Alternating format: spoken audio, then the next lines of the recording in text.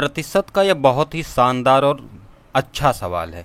ये सीपीओ की परीक्षा में पूछा गया। इसमें आपके प्रतिशत के सारे कॉन्सेप्ट निकल के चले आएंगे आपके सामने। हमें कई बार ऐसी चीज़ें क्वेश्चन में गिवन होती हैं जो हमारे काम की नहीं होती हैं। ये सवाल मैं उसी श्रेणी में मानता हूं जिसमें अगर आप डाटा में उलझ गए तो आप डाटा में उलझकर 2 से 3 मिनट इस सवाल में लगा देंगे। लेकिन होना क्या है, इस सवाल को maximum to maximum minimum seconds में करना है। मैं कैसे करता हूं, मैं आपसे कहूंगा कि इस वीडियो को पॉज कीजिए और इस सवाल को लगाने का प्रयास कीजिए अपनी कॉपी पे। जब आप अपनी कॉपी पे लगा लो, इस सवाल का आंसर निकाल लो, उसके बाद फिर इस वीडियो को प्ले करो और देखो कि आपके तरीकों और मेरे तरीकों में क्या परिवर्तन था। ये देखने के बाद आपको महसूस होगा कि सीजीएल और एसएससी जैसी परीक्षाओं में आप कैसे बेहतर अंक कम समय में ला सकते हैं, वो भी बेहतर अप्रोच के साथ।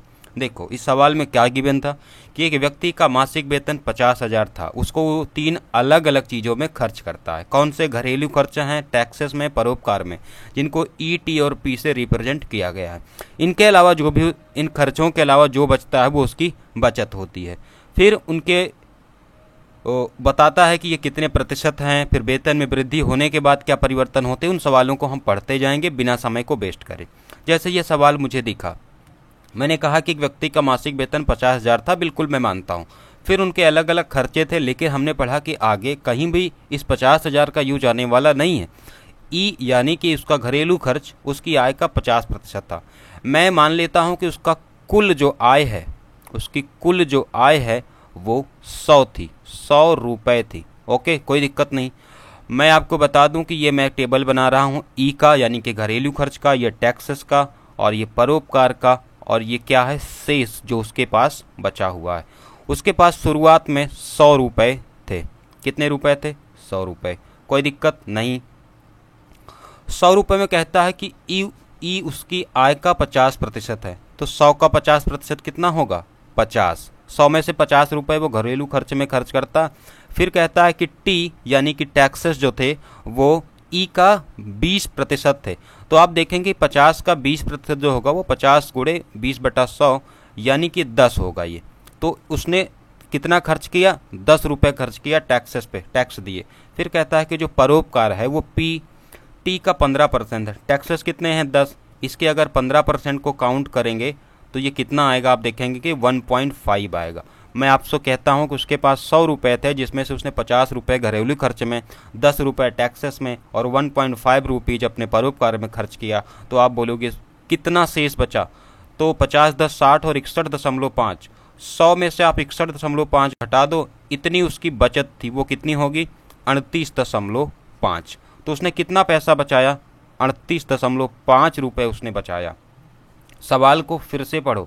कहता है कि उसकी जो आय है वो 40% बढ़ गई। कहाँ पे है ये? उसके वेतन में, आपको दिख नहीं रहा होगा, मैं इसको ब्लैक से करता हूँ।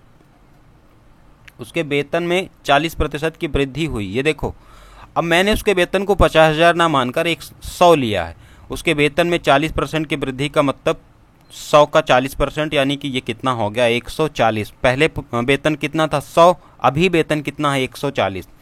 कहता है कि वो अपने ई के प्रतिशत में कोई बदलाव नहीं करता। यानी कि ये बताओ कि घरेलू खर्च में पहले कितना खर्च करता था? 50%। अब भी कितना खर्च करेगा? 50%। यानी कि 140 का 50% कितना होता है? 70। 50% का मतलब होता है आधा। ठीक है।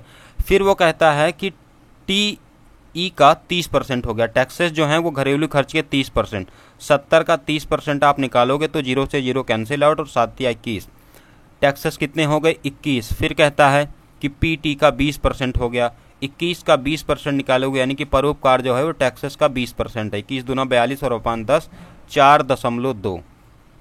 अब आप देखो, उसने 70 रुपये खर्च कर दिए घरेलू खर्च में, ठीक है। 21 रुपये खर्च कर दिया टैक्सेस में, 4.2 रुपये खर्च कर दिए उसने परोपकार में। कितने खर्च कर दिए? 70, 20, 90, 91, 4, 95.2 रुपये उसने खर्च कर दिया। आप कहेंगे उसने बचत कितनी की? अभी उसकी आय 140 है, जिसमें से 95.2 उसने खर्च कर दिए। तो कितना बचा? 95, 96, 40, 4, 44 और 0.8।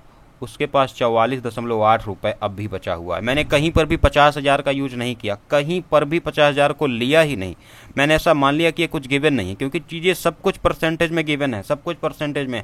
और हमसे जब परसेंटेज में ही पूछेगा तो हम किसी भी चीज़ को ना लें, ऐसा भी हो सकता है। एक ही सवाल हमसे पूछा है क्या कि उनकी नई बचत जो 44.8 है वो पुरानी बचत की तुलना में कितने प्रतिशत कम या ज़्यादा है। तो आपको साफ दिख रहा है कि पहले वो 38.5 रुपये बचाता था और अभी कितना बचाता है, 44.8। ये तब जब उसकी आय मासिक वेतन कितना था, 100। आप इसको 50,000 लोगे तो भी बिल्कुल सेम आंसर आएगा। अब बताओ इसमें कितने का परिवर्तन होगा, आपके 38, 6, 44 और 5, 3, 8, ये प्लस 6.3 हुआ है।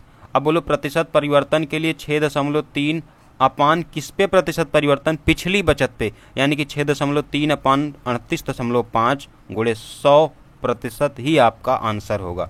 ये आप सॉल्व करोगे 630.38.5 सॉल्व करोगे तो ये 38 फिर इसको सॉल्व करोगे ना तो आएगा 16.363, यानी कि यह 16.363% है, जिसको हम बोल सकते हैं कि ये 16.4% हम इसको ले सकते हैं और यही सवाल का आंसर होगा। यही सवाल का आंसर होगा। क्योंकि मैं आपको समझा रहा हूँ, क्योंकि मैं आपको बता रहा हूँ, तो इस सवाल को समझाने बताने में मुझे थोड़ा सा वक्त लगता है। इस सवाल को जब मुझे लगाना होता या इस तरह के सवाल जब आप दोबारा लगाओगे तब आप इसको इतना समय नहीं लगाओगे। मैक्सिमम आपके 30 सेकंड जाने होंगे या उससे भी कम। मैं कहता हूं कि उससे भी कम में आप कर लोगे, क्योंकि हो सकता है आप इन चीज़ों को ना भी लिखो तो भी चल जाएगा। हमारा मेन काम किस में है कि हमें बचत को ही कैलकुलेट करनी है। बस हमें पहली बचत जाननी है, हमें दूसरी बचत जाननी है। जैसे ही हमें पता चलेगा हम उसके प्रतिशत परिवर्तन को फाइंड आउट कर लेंगे। तो भैया अगर बड़ी परीक्षाओं में आपको सफलता पानी है, अच्छे नंबर लाने हैं, तो आपको स्मार्टली सोचना होगा। जरूरी नहीं कि जो क्वेश्चन में गिवन डाटा है वो सब आपके काम का हो। तो थैंक्स फॉर वॉचिंग। मैं अतुल तिवारी, मैं मैथ्स की क्लासेस लेता हूं। आप चाहें तो चैनल को सब्सक्राइब कर लें, और भी वीडियोज ऐसे ही बेहतरीन कॉन्सेप्ट में लेकर आता रहूँगा।